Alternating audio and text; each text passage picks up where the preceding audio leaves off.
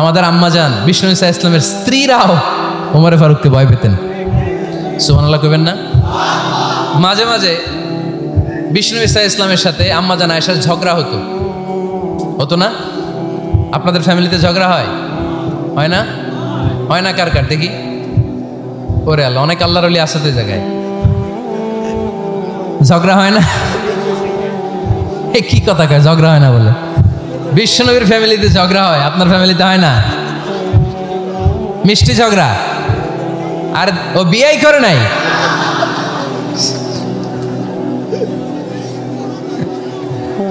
ঝগড়া তো হবেই, দাম্পত্য জীবনের মজাটাই তো এখানে।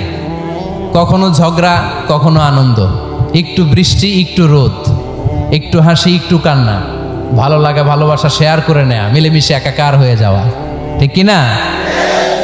তো আল্লাহর হাবিব সাল্লাল্লাহু আলাইহি ইসলামের সাথে আম্মাজান আয়েশার ঝগড়া হতো। তো একদিন ঝগড়া হয়ে দুইজন রেগে আছে। খবরদার দুইজন রেগে থাকবেন না, আবার একজন রাগলে আরেকজন থেমে যাবেন, কারণ এই ছোট্ট ঝগড়া থেকে এটা অনেক সময় বিচ্ছেদের দিকে গড়ায়। আমার প্রিয় ফরিদপুরবাসী, ভাবি রেগে গেলে আপনি রাইগেন না, ওই দিন আপনি একটু ঠান্ডা থাকেন। আবার আপনি রেগে গেলে, আমার মাইকের আওয়াজ যদি ভাবিরা শুনেন, আপনারা রেগে যায় না, একটু ঠান্ডা থাকবেন। দুইজনে রেগে গেলে তো তৃতীয় বিশ্বযুদ্ধ শুরু হবে, তাই না?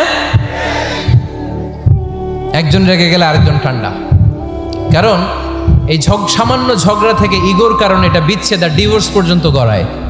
আর শয়তান এখানে উস্কানি দেয়, কারণ ইমানদারদের ফ্যামিলি ভাঙতে পারলে শয়তান সবচেয়ে বড় খুশি হয়। আর ইমানদারদের ফ্যামিলি টিকে থাকলে খুশি হয়ে যায় কে? আম্মাজান আয়েশা রাদিয়াল্লাহু তাআলা আনহার সাথে বিষ্ণু ইসা ইসলামের ঝগড়া হতো মাঝে মাঝে। একবার ঝগড়া হলো, বিষ্ণু ইসা ইসলামের রাগ, আম্মাজান আয়েশাও রাগ। তো বিষ্ণুই বললেন, আয়েশা ঝগড়া করে আর কতক্ষণ থাকবো, আসো মিটমাট করি। আয়েশা রাদিয়াল্লাহু বললেন, ঠিক আছে মিটমাট করবো।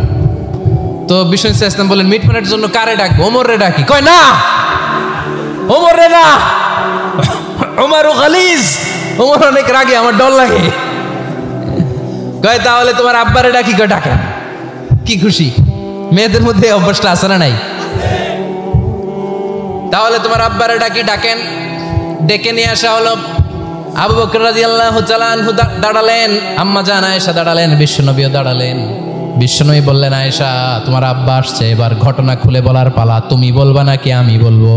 আম্মাজান আয়েশা বললেন, আপনি বলেন, তবে ওয়ালা তাকুল ইল্লা হাক্কান, যেটা ঘটছে ওইটাই বললেন, মিথ্যা কথা কইেন না।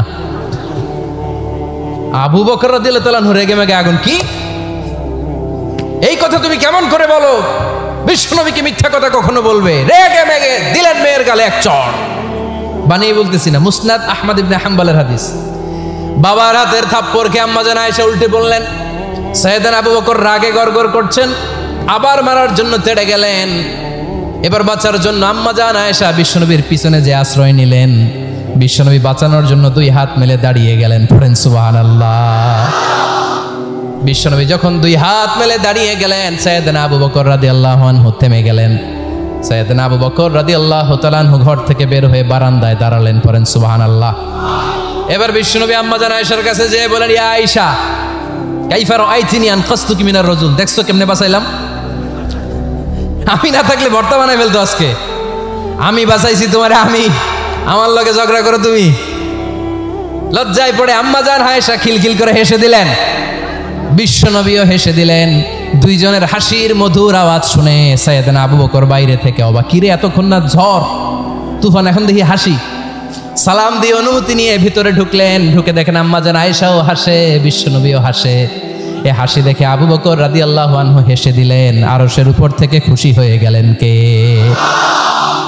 এবার সাইয়েদনা আবু বকর রাদিয়াল্লাহু তাআলা আনহু বললেন, ইয়া রাসূলুল্লাহ আশরিকানি ফি সিলমিকুমা কামা আশরাকতুমানি ফি হারবিকুমা।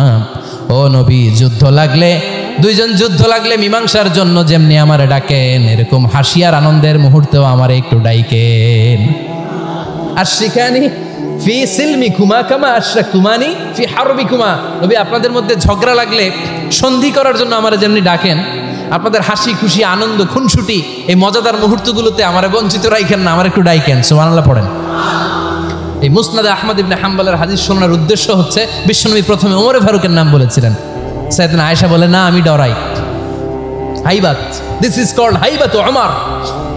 একবার বিশ্বনবীর সব বিবিরা ধরলেন, ও নবী আমাদেরকে এটা দেন ওইটা দেন, ঘরে এইটা নাই ওইটা নাই ওইটা নাই। বিশ্বনবীকে আমার কাছে কিচ্ছু নাই, যদি এমনি আমার বউ হয়ে থাকতে চাও থাকো, তাহলে তা না হলে যা লাগবে কিনে দেব, সাথে সাথে তালাকও দিয়ে দিব। কিছু দিতে পারবো না, আমার নাই তো সামর্থ্য নাই। কিন্তু বিবিরাও ছাড়ে না, এটা দেন ওইটা দেন। বিশ্বনবী রহমতের নবী, বিবিদেরকে বুঝাতেও পারেন না, বিবিরা আবদার করতেছে নবী এটা লাগবে ওইটা লাগবে।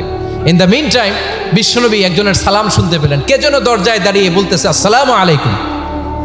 বিশ্বনবী দরজার দিকে তাকালেন, তাকিয়ে বললেন ওয়া আলাইকুম আসসালাম, আর বুঝতে পারলেন এটা আমার ওমরের সালাম। সালাম দেওয়ার পরে বিবিদের দিকে তাকায় দেখে একজন বিবিও নাই, সব অন্দরমহলের ভিতরে দৌড়। সুবহানাল্লাহ পড়তে পারলেন না? This is our super hero Omar. এরকম ওমর একটা লাগবে, চিল্লায় বলেন কয়টা? একটা ওমর গোটা বিশ্বকে সোজা করে দিবে। একটা ওমর সবল আর দুর্বলের সব পার্থক্য দূর করে দিবে, মাজলুমের উপর জালিমের অত্যাচারের অবসান ঘটায় দিবে, গোটা বিশ্বটাকে সাম্য, মৈত্রী, ভালোবাসার ইনসাফ দিয়ে পরিপূর্ণ করে দিবে। সেই ওমরের অপেক্ষায় আমরা। নিজের ছেলেকে 80টা বেত মেরেছেন। কয়টা? 80টা বেত মেরেছে। এই ব্যাপারে অনেকগুলো বর্ণনা পাওয়া যায়। সবচেয়ে সহি বর্ণনা হচ্ছে মুয়াত্তা ইমাম মালিকের বর্ণনা। ওমরে ফারুক রাদিয়াল্লাহু তাআলা আনহুর ছেলে আব্দুর রহমান মারুফুন বিআবি শাহমা ছিলেন মিশরে, ওখানে নাবিজ খেয়েছিলেন। নাবিজ হচ্ছে আরব দেশের লোকেরা দুধের মধ্যে শক্ত খুরমা রাত্রেবেলা ঢেলে দিত, ঢেলে দিলে সারা রাত ওই খুরমার রসটা দুধের সাথে মিশে দুধটা লাল হয়ে যেত। এটারে সকালবেলা খেত, খুব সুস্বাদু, এটাকে বলে নাবিজ। কিন্তু এটা রাতে ভিজাইলে সকালেই খাইতে হয়, রেখে দিলে আবার একটু সমস্যা হয়, এটা অনেকটা তারির মতো হয়ে যায়, মাতলামি চলে আসে। তো ওমরে ফারুকের ছেলে নাবিজ খেয়েছেন, মদ খাননি, নাবিজ। কিন্তু নাবিজ খাওয়াতে সাকরান চলে এসেছে। সাকরান চলে আসাতে এটা যখন প্রমাণিত হয়েছে, আমর ইবনে আস রাদিয়াল্লাহু তাআলা আনহু নাকি 80 বেত মেরেছেন মিশরে। কয় বেত? নিয়ম হচ্ছে সবার সামনে, কিন্তু সবার সামনে না মেরে একটু গোপনে মেরেছে। এই তথ্য যখন ওমরে ফারুকের কাছে এসেছে, উনি বললেন না, মারতে হবে সবার সামনে, আলাদা মাল্লা কেন? ও মদিনায় ফিরে আসলে আমি আবার 80টা মারব। মদিনায় ফিরে আসার পরে সাইয়েদনা ওমরে ফারুক ওই আগের 80টারে আর ধরেন নাই, নিজ হাতে আবার 80টা বেত মেরেছেন। এই বেত মারার 1 মাস পরে এই আবু শাহমা ইন্তেকাল করেছে। অনেক ঐতিহাসিক বলে এই বেতের আঘাতে মরেছে, কেউ কেউ বলেছে নিজের রোগের কারণে মরেছে। কিন্তু দিস ইজ দ্য ইনসাফ সিস্টেম অফ ওমর। নিজের ছেলে বলে ছেড়ে দেয় নাই। এখন নিজের ছেলে হইলে 7 খুন মাফ, নেতার ছেলে হইলে 10 খুন মাফ, এলাকার মোড়লের ছেলে হইলে 10 খুন মাফ। নো পার্সিয়ালিটি ইন ইসলাম। ইসলামে পার্সিয়ালিটি নাই। আপনি নেতার ছেলে হন, আপনি বিজনেস ম্যাগনেটের ছেলে হন, আপনি যেই হন না কেন, ইসলামের দৃষ্টিতে সবাই সমান। চিল্লায় বলেন ঠিক কিনা? বনু মখজুমিয়া গোত্রের এক নারী চুরিতে ধরা পড়ল। সাহাবারা বললেন, নবী মদিনার সবচেয়ে ভেরি প্রেস্টিজিয়াস এন্ড ডিগনিফাইড ফ্যামিলির মেয়ে, আপনি হাত কাটেন না, কারণ ইসলামের নিয়ম চুরি করলে কি কেটে দাও? বিষ্ণু বললেন, বলো কি? হাত না কাটার জন্য তোমরা আমাকে রেকমেন্ড করছো? এটা আল্লাহর আইন, পৃথিবীর কেউ রেকমেন্ড করলো শোনার ক্ষমতা আমার নাই, কারণ আইনটা দিয়েছে কে? লাউ কানাত ফাতিমাতু বিনতি মুহাম্মাদিন সারাকাত লাকাতা মুহাম্মাদুন ইয়াদাহা। আরে বনু মাকসুমিয়া মেয়ে তো দূরের কথা, আমার কলিজার টুকরা ফাতেমাও যদি আজ চুরিতে ধরা পড়তো, তার হাত কেটে দিতে আমি 1 মিনিটও দেরি করতাম না। দিস ইজ ইসলাম। এই হচ্ছে ওমরে ফারুকের মানাকিব। এরকম ওমরে ফারুক কয়টা লাগবে? আওয়াজ করে বলতে হবে, কয়টা লাগবে? একটা লাগবে। এই সাইয়েদনা ওমরে ফারুক মদিনার প্রথম চিফ জাস্টিস ছিলেন। সর্বপ্রথম ওনার পরামর্শে সাইয়েদনা আবু বকর রাদিয়াল্লাহু তাআলা আনহু কোরআনকে সংকলন করেছেন। আমরা এই যে কোরআন পড়ি 30 পারা, এমদাদিয়া লাইব্রেরির 114টা সূরা, কত সুন্দর সন্নিবেশ করা হয়েছে, এখানে সাজানো হয়েছে। আল্লাহর হাবিব সাল্লাল্লাহু আলাইহি ওয়াসাল্লামের সময় কি এরকম কোরআন ছিল নাকি? ছিল না। খেজুর পাতার মধ্যে, গাছের বাকলের মধ্যে, ওটের বড় হাড্ডির মধ্যে আর পাথরের মধ্যে খোদাই করা কোরআন ছিল। সাইয়েদনা আবু বকরের সময় রাদিয়াল্লাহু তাআলা আনহুর সময় যুদ্ধ হলো, 70 জন হাফেজ সাহাবী ইন্তেকাল করলেন। সাইয়েদনা আবু বকর রাদিয়াল্লাহু তাআলা আনহুকে ডেকে ওমরে ফারুক বললেন, ও আবু বকর। সাইয়েদনা ওমরে ফারুক এই হিজরি সনের গণনা শুরু করেছেন। সাহাবারা বলল, আমিরুল মুমিনিন খ্রিস্টানদের ঈসাই সন আছে, আমাদের মুসলমানদের কোনো সন নাই। আমাদের একটা সন থাকলে আমাদের জিজিয়া নিতে, আমাদের জাকাতের টাকা উত্তোলন করতে অনেক সুবিধা হবে। ওমর ফারুক বললেন, তাহলে কোন সালকে হিজরি, কোন সালকে মুসলিম সাল হিসেবে আমরা ঘোষণা দিতে পারি? একজন বলল, আমার নবী যেই সালে জন্মগ্রহণ করেছেন ওই সালে। ওমর ফারুক বললেন, না, আমার নবীর জন্ম আমাদের জন্য খুশির দিন, কিন্তু এটা আমাদের জন্য প্রেরণা নয়। প্রেরণা নবীর কাজে, ঠিক কিনা? আরো কিছু সাহাবারা বললো, তাহলে যেই সালে আমার নবী ইন্তেকাল করেছে ওইটারে প্রথম সাল ধরেন। ওমর ফারুক বললেন, না, যেদিন তিনি ইন্তেকাল করেছেন এটা আমাদের দুঃখের দিন, এটা আমাদের প্রেরণা নয়। আমাদের প্রেরণা হচ্ছে বিশ্বনবীর ত্যাগ, তিতিক্ষা আর কাজের মধ্য দিয়ে। জোরে কোন ঠিক কিনা? ওমর ফারুক বললেন, যেদিন বিশ্বনবী ইসলাম রক্ষায় নিজের মাতৃভূমি ছেড়ে মক্কা থেকে মদিনায় গিয়েছেন, ওই দিনটাকে হিজরি প্রথম দিন ধরে আমরা হিজরি সাল গণনা করে শুরু করে দিব।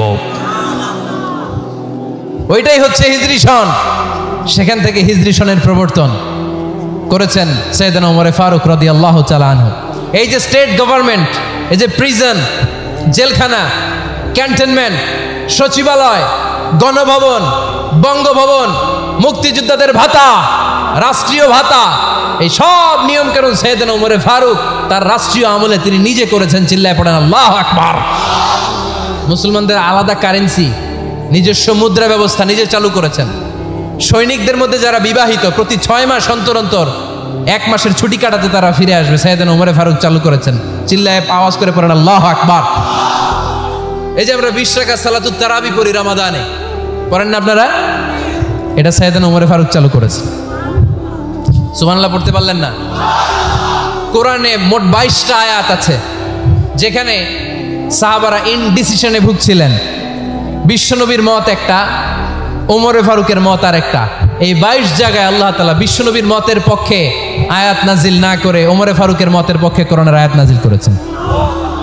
আওয়াজ করে পড়েন আল্লাহু আকবার। এদিকে উঠলেন কেন আপনারা? যারা উঠছেন আমার দিকে তাকান।